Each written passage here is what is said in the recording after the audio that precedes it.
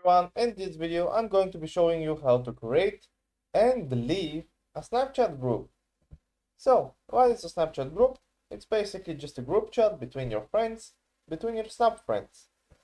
To create one group, just simply click on the little message icon on the bottom right here,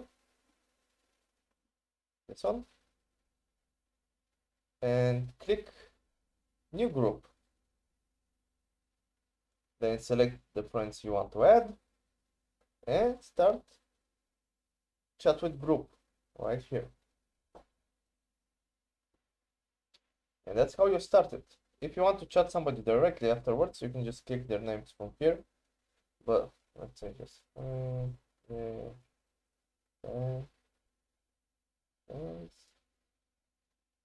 okay.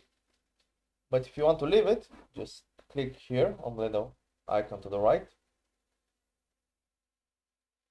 and code on the group. Then click more and select leave group. And there it is. And that's how you leave it. Hope this helped. If it did, leave a like and subscribe, and see you next time. Have a nice day.